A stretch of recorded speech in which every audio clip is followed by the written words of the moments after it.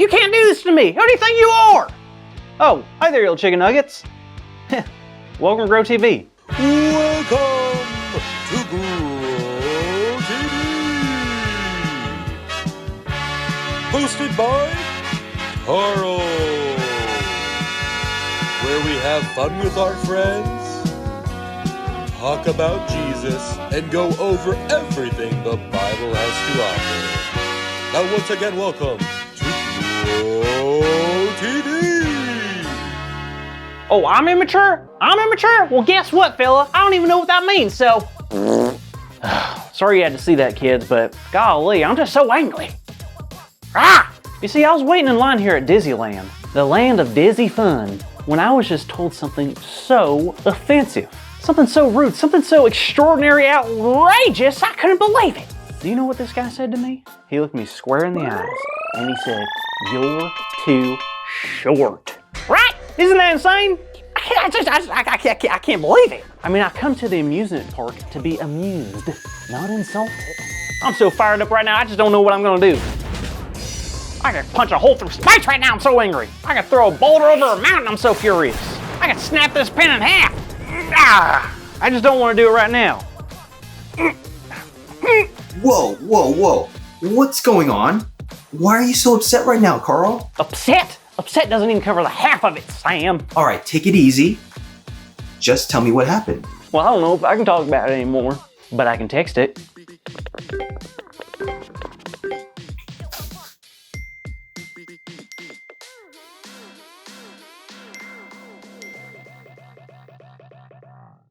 Oh, wow, Carl. He called you short? Yep, in front of everyone in the roller coaster line. It was humiliating. Wait, which roller coaster? The cheese puller? Yeah, I kept telling everybody that I was very excited to go on, but not anymore.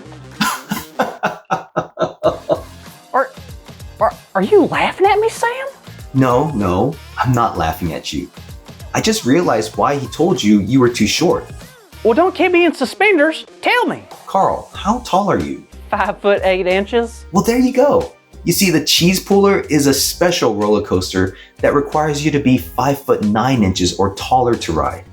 He was just telling you that you weren't tall enough to ride the roller coaster. Are you kidding me? No, I'm serious. He wasn't trying to be mean. He just wanted to obey the rules of the park and keep you safe as well. Huh, well that's great then. Oh wait, oh no. What? What's wrong now? I feel bad now. Why? I yelled at the guy and I even called him a name. What did you call him? A two-headed butterbrain. I don't even know what that means. Oh no, well I'm sorry that happened, Carl. I know it was a really tough situation and you didn't quite understand what was happening. I was about as confused as a seahorse at the Kentucky Derby. I know. But you know who else was a bit confused once? Mary and Joseph. Really? Oh yeah, confused, worried, anxious, all the above. You see, there was a time when Mary and Joseph had taken Jesus, who was 12 years old at the time, to Jerusalem. There was a festival going on there and it was great. But then something happened. Oh no, what? You see, when the festival was over, Mary and Joseph packed up their things and they headed home. But they forgot one thing. Their phone charger? Man, I hate that when that happens. No. Their kid. Jesus. They forgot Jesus. What? How do you forget Jesus? He's the Son of God. It's wild, right? So Mary and Joseph realized that they had left Jesus and they asked all their friends and family to help look for him. But still no luck. Jesus couldn't be found. Oh no, this is terrible news. So they decided to head back to Jerusalem to look for Jesus there. Maybe he was still at the festival. Oh, please let him be there. Please let him be there. So 3 days later... 3 days? Yeah, and after 3 days, Mary and Joseph finally made it to the temples in Jerusalem. And guess who they found? Jesus! He was there in the temple completely safe. Whew, that's such great news. But what was he doing there in the temple?